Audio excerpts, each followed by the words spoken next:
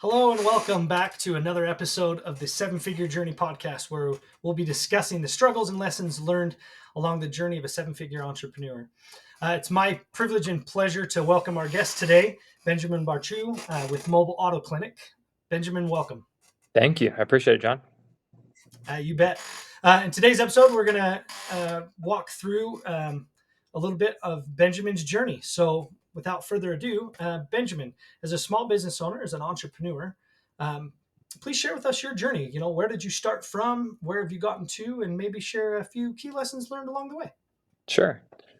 So I've actually been somewhat of an entrepreneur pretty much my whole life. I kind of started off in my teens.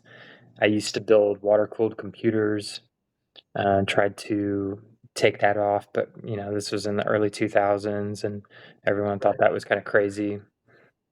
So the next business that I actually had after that, because I was just kind of determined to not necessarily work for anyone, it's kind of a strange one, but well, maybe not strange. You guys will probably see it around. But it was essentially called Pollution Solutions, and what that was I'd go and clean up people's backyards for the dog poop, and that was actually a rather easy business to start. I would say the biggest problem with that was right off the bat, I realized I made a job that I didn't like. I was literally having to go in people's backyards and clean up crap for a living. So, there was that I guess kind of cosmic 2x4 moment where you realize, like, why would you go into business to do something that you don't love to do? So honestly, after that, I kind of did the whole job thing for several years. I, just putting it out there, I didn't necessarily come from a background where I was sent off, to a decent college. I didn't necessarily have a background that my parents had pushed me through. So I was figuring things out on my own. And so I was in catering management, and I'd kind of gotten screwed over by a job that I thought was going to be an upgrade from another one that I had. And so it was at this country club, and I just had my first child at that point, and I realized they just put me in a bad position. And so I called up my wife that day, and I was like, "Hey, like I'm gonna quit." And she kind of asked me what I'm gonna do, and I said, "Well, I'll go back into business for myself, and I'll figure it out from there." And so, going back to my IT background, just simply because I used to build water cooled computers and everything, I started a business called Zentech PC that was basically just independent IT consultant. I would help out small businesses. I would help out, just people in the neighborhood that maybe they bought something they don't know how to get working, or a printer, or a scanner, or whatever. Doesn't matter. I'd help them with home theater, AV stuff, and that was fairly simple. But I was living in Austin, Texas, where at the time it's a pretty high tech town, and so I was competing with people who had they would do this as a side gig, and I was trying to do it as a full-time form of income. So after a while, and I didn't really put you guys into the a little bit more of my back history, but I'd also had a mechanical background. And so through my dad, I learned a lot of IT. Through my uncle, I learned a lot about vehicles and engines and cars. And so to supplement that income, I found a lot of people that were just like, "Hey, can you help me with a car issue?" And so one thing led to another, and eventually I formed a business called Austin Automatic, which was I never really intended on doing a lot of work myself. It was that I'd get a lot of people that were asking me for, like, "Hey, can you help me with this alternator issue? Or my car's not starting," that sort of thing. And so at the time, this was in 2009. It was pretty novel for there to be a mobile mechanic. And so I decided, I was like, well, let's see how this goes, and launch this as another form of income. So I'm juggling basically two businesses at that point. But keep in mind, I had a baby, and then so looking back, hindsight being 2020, I realized that they were lifestyle businesses. I was just basically trying to secure an income for myself and make sure that I could keep my family afloat and things comfortable. So beyond that, I'd say my ambitions were fairly minimal, other than I was just kind of poking around. And And I think a lot of people end up stumbling upon something that works that way. Of Right. necessity is the mother of invention, right? And so Yep. you got to pay the bills and keep the lights on. And so um, anyway, I tried a couple different things over the years to try and expand that model. And what I ultimately found was it the struggle of not being involved in every single call and every single repair was getting kind of aggravating. And so by then I had two kids now at that point. So this we're talking maybe circa 2011. And I tried to essentially outsource what that business had become, which was just a ringing phone number. It was a public facing image, with a website and everything. And I was like, well, let me try and lease that out to another, mobile mechanic and see if he wanted to take that up full time. And that sort of kind of worked. And so I started something that I thought would be scalable nationwide, where I kind of did the same thing in different cities. And so we're, jumping about 2012, 2013 era. And I realized real quick that I was setting myself up for a bunch of lawsuits where, Ah, if you can't reliably manage somebody and oversee everything that they're doing, it's really difficult to do something like that remotely and do it something that you can actually scale nationwide. So right. I decided to kind of shut that operation down and um, go back to basically just a lifestyle business for myself for a couple of years. And so at the Zentech stuff had kind of fizzled out other than my IT background. So I was happily kind of just fixing cars and taking on stuff as needed. And I got to a point where my clientele was pretty loyal and I didn't really have to answer my phone so much as just I kind of always had some clients on deck that at any given point that if I needed to fill up a day in a schedule that I could line up a bunch of work. So there was at that point, 2 kids, and then I had a third on the way at 2014. Oh This wow. was this was a comfortable thing for me. So I did that for another 3, almost 4 years. And Okay. 2017 rolls along, and at that point, I was just kind of bursting at the seams with business that I just couldn't take on, other than just stuff that I was working on for myself. So, the beginning of 2017, and just to give you kind of a little bit of a figure, I did a little bit over 6 figures in total revenue, but there's some parts mix and all that stuff, so I was comfortably maybe making about 80K. And in Austin, at the time, that was pretty decent, comfortable living, but again, it was a lifestyle business. I took Right. plenty of time off, spent time with my families. I had a flexible schedule, taking kids back and forth to daycare, that sort of thing, or preschool, I guess. So, come 2017, at that point, we had our last final kid, and she was 3 years old. And so I decided that, I talked to my wife and asked, hey, or am I good to kind of like open the floodgates here? And because if I do, and I decide to like really try and blow this up, I just have that feeling I'm going to be working 60, 70 hour weeks. And I'm sure Right. a lot of entrepreneurs know and understand that all too well. So, Yep. um, 2017, by the beginning of that year, it was just me. By the end of the year, it was me and 5 other people. Oh And wow. I'd quadrupled basically the revenue I'd done the year before. And all of this was kind of, for lack of a better way to put it, flying by the seat of my pants. And uh, the just the turbulence of all that was a little intense, and Oh, I bet. not really truly having a great strategy for how to, other than kind of figuring it out, because there wasn't really any other businesses that were doing this on a grand scale. I Right. tried like some shop management consultants, and they just didn't know really how to treat, it was just a strictly mobile business at that point. And so over the years, I'd kind of figured out that doing only mobile work, we were kind of missing the big picture, which was that the mobile side, it's all low hanging fruit, which is great. Tons of starters, batteries, alternators, and simple work. Stuff you could do in someone's driveway in front of AutoZone, that sort of thing. And but anything big, we were kind of turning away. anything super complicated, or if it needed a lift, that sort of thing. So engine transmission swaps, and everything in the middle as far as that goes. So I had kind of subleased a portion of a shop from a place here in Austin. It was the Austin DIY shop, and the guy just had way too much square footage, and he had some extra lifts that just weren't getting used. He kind of needed to fill up, and so we rented a portion of that for about 2 years before it became really, really evident that we just need to open up our own facility. And so Gotcha. this was up to really the end of 2019.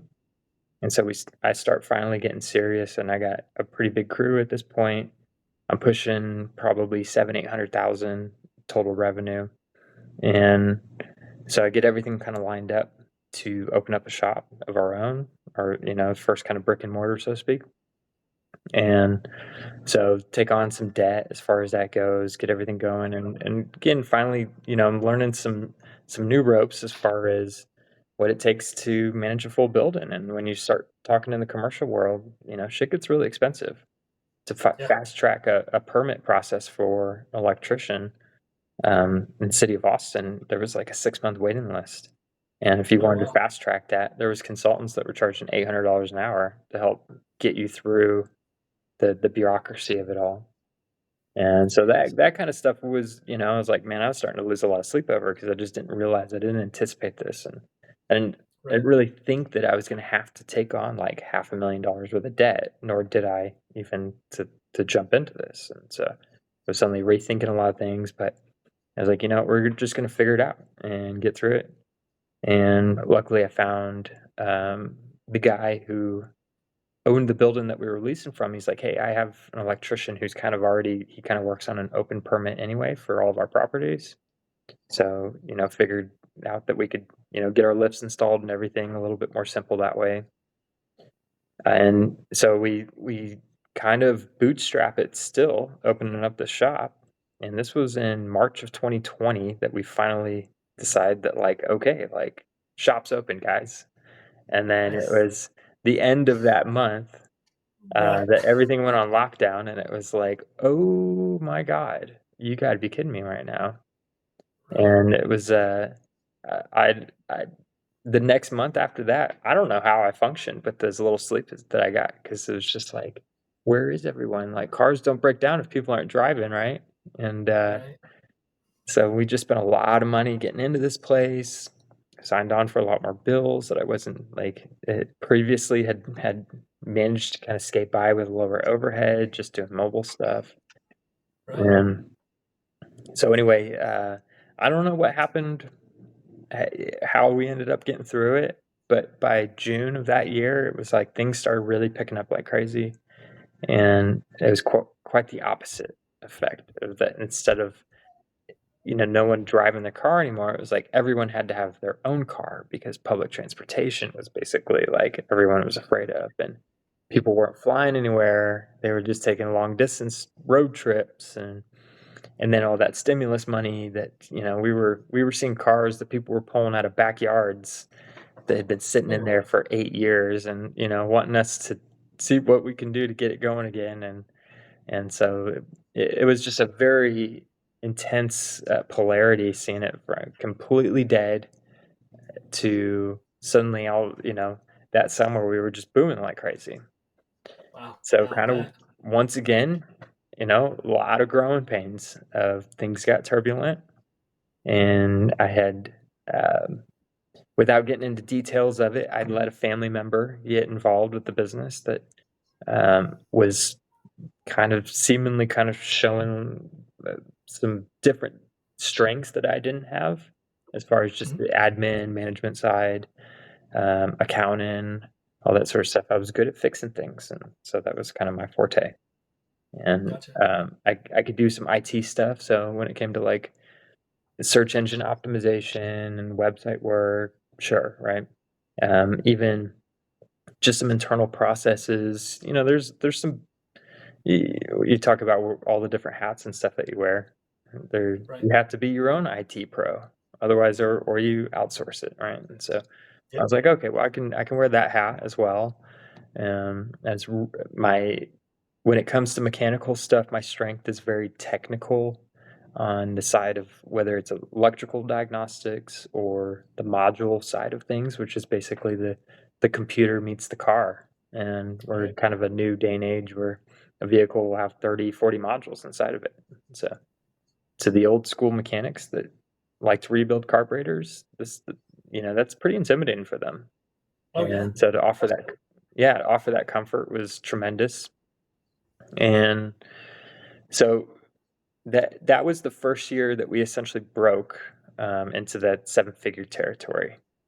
And then the following year, 18, 19, were kind of the same. It was very turbulent as far as, I don't, no one can really, oh, I'm sorry, I said 17, 18, 21 and 22, sorry.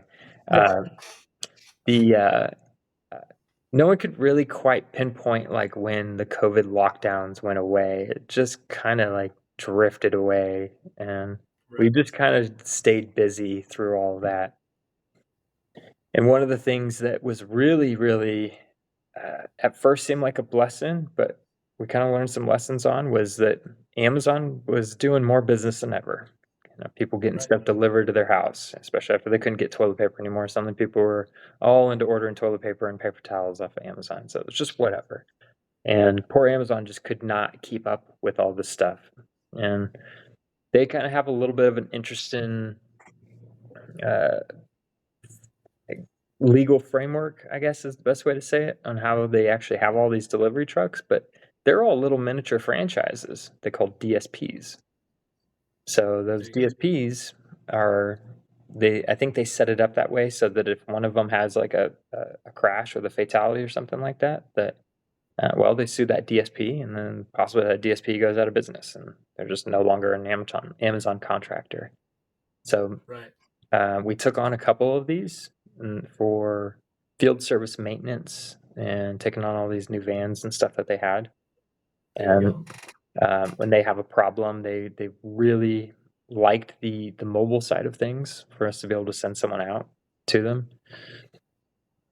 And what I thought was going to be a fantastic, great account, because it was like one DSP led to another after another.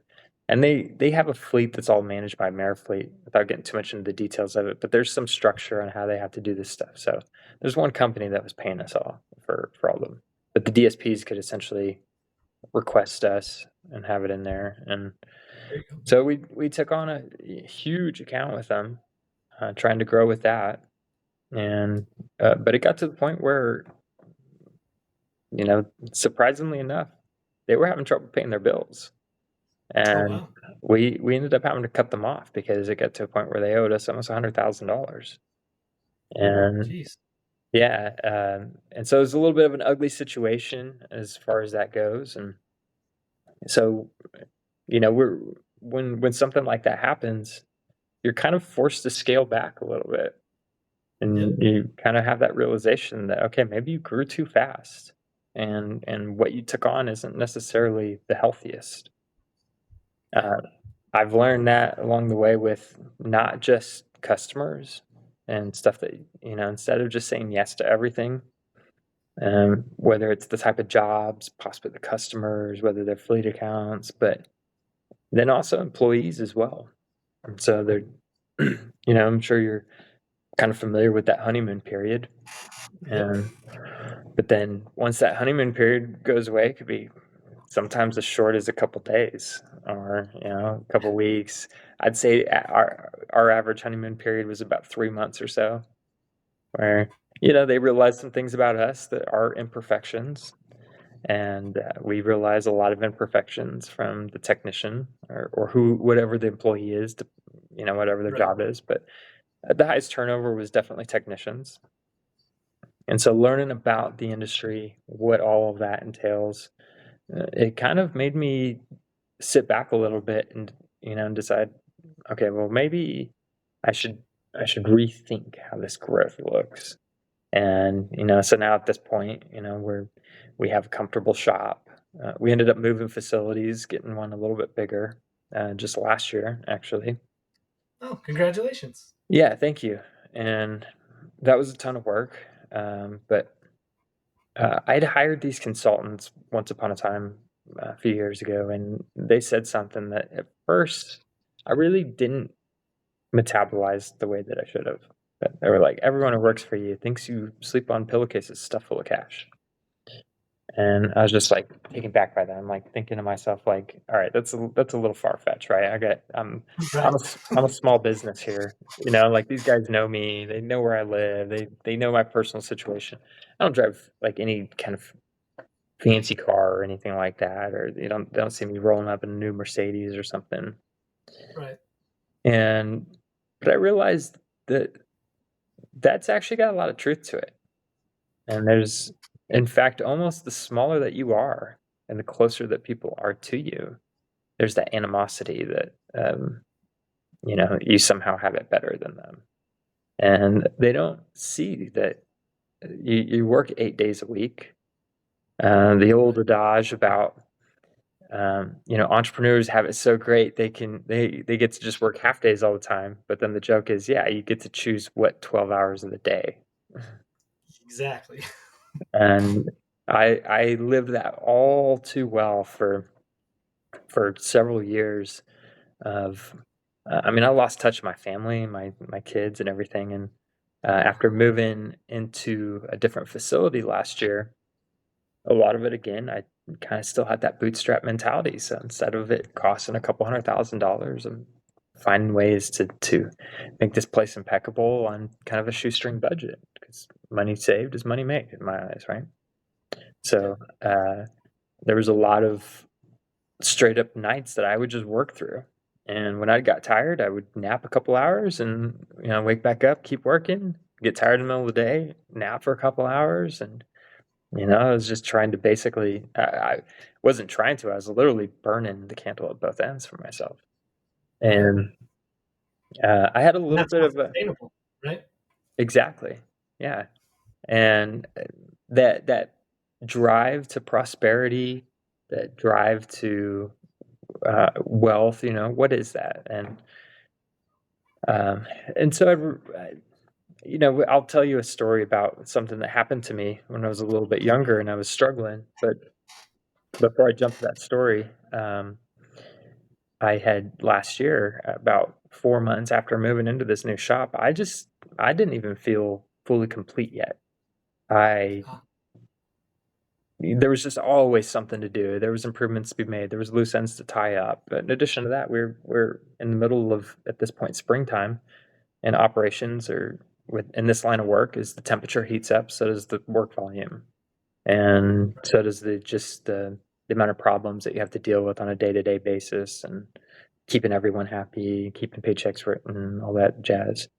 And right. so uh, through all of this last July, again, and we're about 4 months moved into our new place, still Mhm. just so many different things that were incomplete. Um, I am driving down a road going 50 miles an hour, and someone pulls out right in front of me. And Oh so, no. yeah, I have a pretty bad accident. And so we were lucky that there wasn't any like major injuries or anything. But again, you're going 50 miles an hour. Like most of the injury is through your spine and your back. And so, in my case, Right. I had a couple. I had a couple discs that were herniated, and so I Oof. walked out of it with the adrenaline pumping, that I just still felt like Superman in the sense of like I'm just getting out of the vehicle before it catches fire or something, right? Right. And but yeah, the next couple days, I had never felt so beat up in my life. I mean, it felt like I had gotten mugged and pounded, on the street, curled up by five guys or something. And Right. so, this was I'm in my mid 30s, so I'd never really quite felt my age hit in any regard, as far as again, I kind of felt like Superman. So when all that happened, I realized I was kind of unprepared for what if I got hospitalized for a tremendous amount of time, or even worse, like what if that was a fatal accident? And Right. did I have much of a contingency plan for the business? And I had some of my ducks in a row, but not really as much as I thought. That was a pretty brutal reality check. And the timing of it was incredibly serendipitous. At first, I Right. thought it was like the absolute worst timing. And but now looking back, it's, honestly, it kind of renewed my faith in God a little bit, where I actually think that that was the absolute best thing that could have happened to me at that time, because I'd turned my back on my family a little bit. I'd been just endlessly working. My wife would bring the kids up to the shop just to have dinner with me, and she'd bring the dinner as well. So she's an absolute angel in that regard. And uh, so I really had to rethink a lot of things. And so through that healing process, after a couple weeks, I was trying to go back to work, and I was having some issues sleeping. I would kind of wake up in the middle of the night with some intense pains, just from, it's just a side effect of the herniated discs. But it kind of Right. felt like I was having Charlie horses in the middle of the night, like in my back. Oh, And and then the more stress that I had, the worse that it was making it, and the less sleep that I got made my work more difficult. And it really just became this complete catch-22, where it's like I like don't know how the hell to get out of this problem, because the less sleep I get, the harder my work is. The harder the work is, the more stress I less have, sleepy. the less sleep I get. I'm like, I don't know if I'm gonna heal from this. Like, this is insane. Right.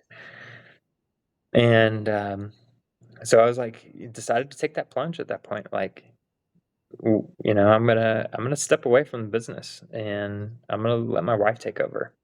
And so that was July of last year, August, I guess, July, late July into August is when we kind of made that transition, where I wasn't really able to work. And so I was like, well, what am I going to do here? And it's like, I guess I can be a stay-at-home dad, and while I try and get better here. And so then it was uh, suddenly, instead of me trying to figure out how to dumb down my life a little bit, or at least the work life, and make things Right. more efficient, now I'm training somebody else to do it. Only this person manages differently. They don't have the same strengths, and nor the same weaknesses that I do. And Right.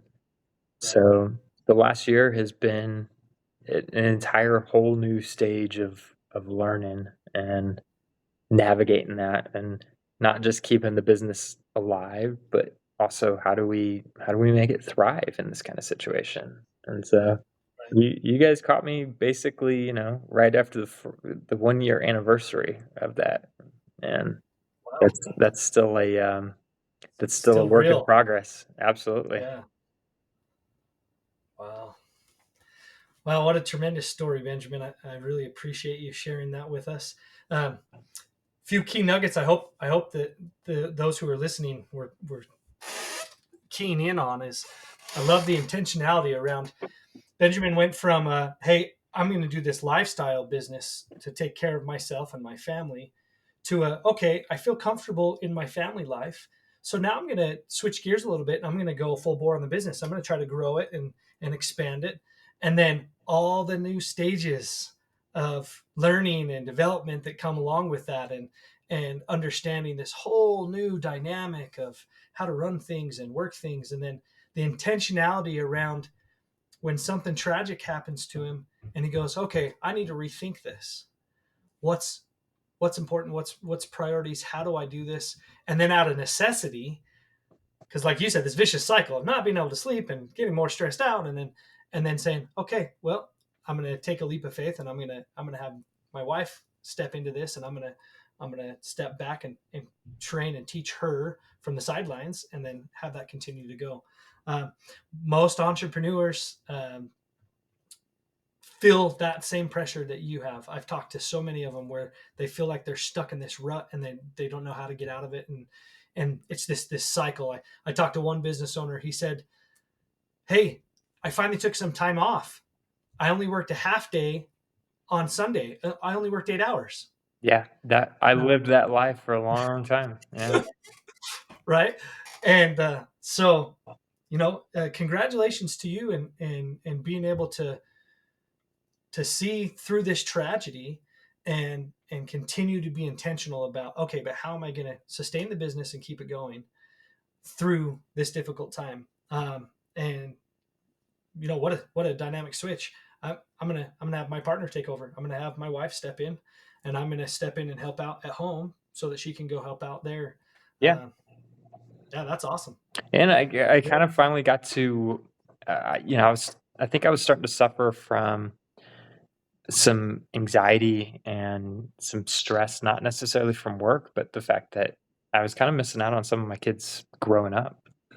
Right. And I remember a couple of years before all this happened. And so I don't know, maybe this was my son's prayers being answered finally. And but I asked him as I was going off to work one day, I was like, "Hey, is there anything you want, you need, or anything like that?" And he's like, tells me, "Yeah, if you could just be home before we all go to bed." And Oh, yeah, that one was a real uh, it tugged at me for quite a while with that one, and yeah, I it was bet. leading to anxiety and what I almost thought was a heart attack one day because I just Oh, woke wow. up like with just an immense amount of stress and a heart rate that just it was like I'd been jogging around the block nonstop for hours on end, and it just would not stop for several hours. Oh, And wow. so, which then leads me when I go to work, I don't feel like as effective as I should be. I'm not really zenned out, and Right. the which makes it harder to even make that a reality. And there's a almost a side of it that I think a wife has to tolerate, that it's almost a form of adultery that you're like semi being unfaithful to your family because the business is a second family, and Right. you got people there that you got to answer to as well, and that's um, how do you make sure that both parties are okay with the existence that, like, guys, I got a family I got to go home to, the Right. same time as your family needs to understand that, like, the business is it's a company Yeah. for a reason. It's a company means it's a group of individuals, and they need time and they need that consideration. And if they feel ignored or neglected, that there's going to be consequences that come from that. So Yeah. the Absolutely. that kind of that balancing act, sometimes you just feel like you're walking a tightrope, and then before you know it, Yeah. you ask yourself, like, when do I get the break off that tightrope? And Exactly. it's so the but I think that adversity is what makes everyone stronger. Yeah. I learned that really young, actually.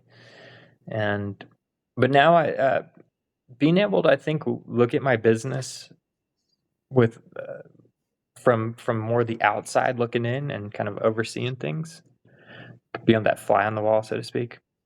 Yeah. I'm noticing a lot of things that I did wrong. I'm noticing things she does wrong. That's a delicate balance, as far Right. as I still we want to sleep in the same bed at night when it's all said and done. Right. So how do I how in a very graceful way, how do I accept that she's not going to do things 100% the way that I'll do them, and that she's got to learn, she's got to grow into it, and everyone has to make those mistakes. And so whether it's for in my case, my wife partner jumping in, but if you're hiring someone as a business partner coming in, realizing that they're not going to do everything the way that you're going to do it, and there's that not only that grain of salt that you always kind of have to pinch and have ready, but Right. then there's that humility that, like, hey, not only will are they not going to do it the same way that you're going to do it, but they hopefully will do it better. And Right. then how do you embrace that? And but then how do you I guess categorize the critique when maybe it's necessary, that, like, this is a this is going pretty bad, and how do you have that intervention in a graceful way? Yeah. So it's made me also learn a lot more about the industry. It's given me an opportunity, again, kind of looking from the outside in. And so I would say right now we're in a little bit of a spiritual cleanse, where in the automotive world especially has got a little bit of a taboo, a negative taboo, that like sometimes, or a lot of times, that people run into mechanics that are dishonest, Right. and that's just not our business. We kind of stand by a reputation it's really hard to maintain.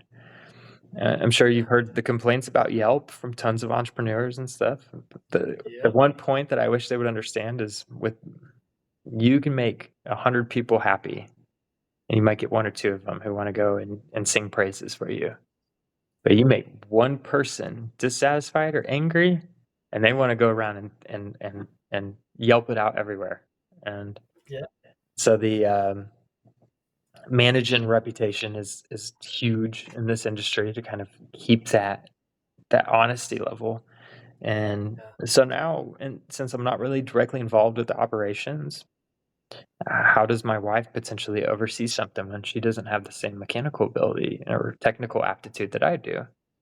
Right. And she inadvertently almost ends up being that naive customer that has to just take the, whether it's the advisor or the technician's word for it, that, well, they, what they are saying must be true. And so now I can oversee it, and I'm like, I made a joke the other day. I don't.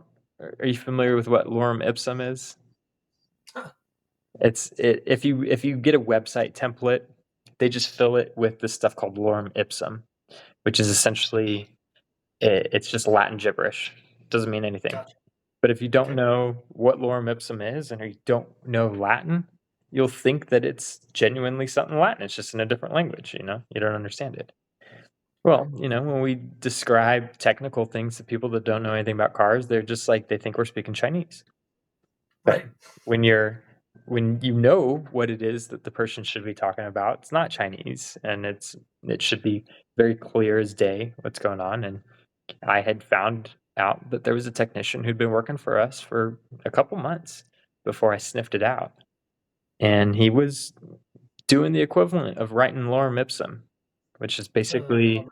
yeah, it was just absolute nonsense bullshit that made it sound like he knew what he was talking about. But to anyone with, whether it's an electrical engineering or automotive engineering degree or anything, there it makes no sense whatsoever. Right. And so he was kind of fast speaking over everyone's head, and he had some people fooled, including my wife. And so then it was, I opened my eyes, and I was like, I started looking around at everything, changed my aperture a little bit, that, like, oh God, because I'm not there on an everyday basis. Like, this would have been very apparent and obvious to me. But this happened Right. under my nose, not realizing it for months, until there was like a couple situations where she'd asked for my technical expertise on. It's like, okay. So I'm having to go in the shop and take a look at something. I'm like, oh, this is a disaster. Like, this Right. this is not good. Oh no. And then it made me start looking back. It's like, oh goodness gracious, like, this is not good. So there was a couple vehicles that we had to, reach out to the customers and totally eat shit on. Oof. And meanwhile, fire that guy and had to make it right. And so that was a really, really expensive thing to discover. So Yeah. it's No. yeah, I mean, it's opened my eyes a little bit to, the scalability of my business is, it's scalable, it's replicatable. Right now, we're in our industry, we're dealing with a little bit of a monopolization process going on, similar to Standard Oil in the early 1900s, where all the little mom and pops are getting bought up left and right, and Right. they're going corporate. It's whether it's going to be a Pep Boys service center or Sun Auto or Lambs, it's actually all the same company, and they're going through and they're competing against other big players like Meineke, but those are all franchises. And so there's a lot of aggressive consolidation happening, and we've had, M&A guys or gals as well reach out and try and get an appraisal on us, but Texas is a personal property tax state, so I'm really, really careful and trepidatious about having any kind of appraisal like that, because Gotcha. they can force you into an acquisition by just sinking you for with taxes. And Jeez. so, yeah, and so just the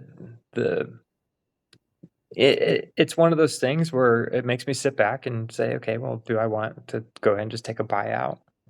And the business isn't necessarily like, super strong where we're making $500,000 a year, but at the same time as we have a comfortable living, and We're surviving fine off of it, and we're in a line of work that is just not going to go away. We're essentially kind of recession proof.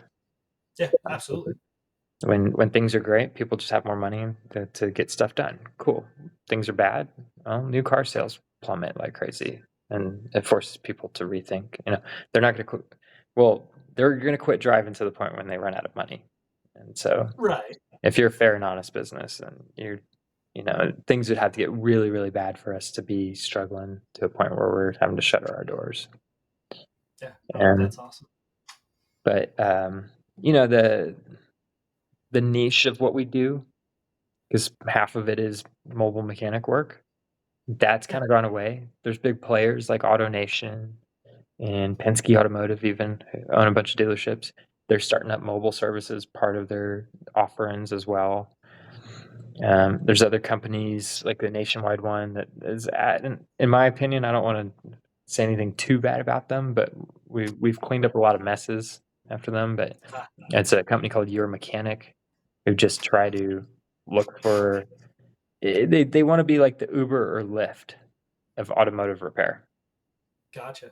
But then you're expecting every single guy to individually run his own tight ship, and that's just not the nature of it. You got a lot of hacks out there who will overstate their abilities. So if you're not overseeing that, if you're not managing those repairs, you're going to end up with a lot of problems in your hand. And And then someone like you who's built a reputation of, hey, we're honest, we're fair, and we'll get it done, then you're having to fix all that. yeah, and simultaneously they're giving us a little bit of a bad name of like, well, mobile mechanics will come out and jack shit up, and it's like, well, we got a full-time shop, like, and so we actually like really almost plead for people sometimes to come see the shop because they get blown away. It's like a shop they've never seen before, and so it's how do you change that paradigm, and it's difficult, and so the growth curve of that, I honestly would say, is it's um it's hard to see short of that merger and acquisition opportunity Right. route of what would go. Um, I don't know if I have an appetite for dealing with venture capitalists to try and see what they would do and take over on, because I just kind of feel like Right. I'd get pushed around in the corner a little bit, and then what my vision is, I think, would get stomped all over just for the sake of making sure that they have something that's going to net a profitable return. So you Exactly. lose that ability to be bold and brave and do things a little bit differently if you take that route. And Yeah, so for sure. yeah, and so I'm certainly exploring ways to grow, and but sometimes I feel like it may be some lessons or things that I'm learning right now in this business, and as far as, are there different services or niches that I need to graduate into, and Right. figuring that out as well. Yeah, getting intentional and thinking strategically. Okay, I need to look at my strategies for um, how I'm going to achieve the things I'm going to do in the future, because what got me here is not going to get me there. The world's changing, things are changing. So how do I pivot and adapt to adjust to that, and be able to continue to be a value to those who I'm serving, and continue to have that sustainability and repeatability of that business, Yeah, right? yeah. And so I've been thinking outside the box. How can I fix cars or help fix cars without turning a wrench? And I mean, it's not that the nuts and bolts don't still have to get turned and stuff has to come apart, and there's that mechanical, that physical side of it, that there's no there's no magic dongle that you could buy on Amazon that's just going to fix your car for you. It doesn't work like that. Right. And that there's gimmicky stuff that people try and sell for that, and that's great and all, but I have a conscience and I want to be able to sleep at night. So selling something uh, like that just doesn't jibe well with me. oh, well, I But commend you for that. Awesome.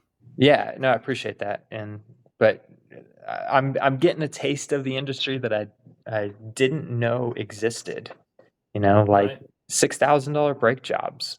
That's pretty eye opening. That's and to realize that there's people getting served up estimates for that kind of stuff. like more and more frequently. Wow. And I'd say pre-COVID, that was pretty rare. It was going to be you're taking your Lamborghini or Ferrari or something in for a brake job, and okay, maybe it's going to be 5 or 6 grand. But we're starting to see that on cars that are not should not be that complicated or expensive to work on. Right. And a brake job is not something that's like that's like an outpatient kind of service. That's or procedure. This is not what we would consider major surgery to a vehicle. And so then when we see engine replacements that are going $25,000-$30,000, it's like, whoa, there's something like the industry has taken a really drastic turn for the worst, in my opinion. And I think that's why there's that consolidation going on right now. Right. Because that's how you can control that price narrative that way. Great. Well, Benjamin, I really appreciate you taking the time to talk with us today and to be a guest on our podcast. What some awesome, great insights that you had to share of the intentionality around what we need to do to continue to stay a value in the eyes of our customer, and the ways that we need to adapt and shift when things happen within the business, the intentionality or the blessing sometimes that comes with a tragedy, where now I get to see things from a different perspective and through a different lens that brings some things to light that maybe I didn't have before. What's some awesome insight. Thank you so much for sharing and for being willing to come on the show today. For those of you who are following our podcast, Benjamin, how can they get a hold of you in your shop if they love what you're trying to do here and they want to seek you out? Yeah, so our phone tends to ring quite a bit, and I'm not one to like to get on the phone and answer, so to speak. But if you go online at our website, austinautomedic.com, you can contact us that way. There's a general info account, or my direct email address is just benjamin@austinautomedic.com. Fantastic. Well, if you want something done right with somebody who has morals and values and is trying to do things the right way, uh, make sure you look for Moto Auto Clinic and Benjamin and his team. For any of you who are following this today, if you see something in today's episode that you are like, oh man, I know somebody that should see this, please, by all means, share it with them. Let them see it. As always, our hope and dream is to provide some value to as many people as possible. So please share and send. Again, Benjamin, thank you for your time today. And that will conclude today's episode. Of course. Thank you for having me, John. You bet.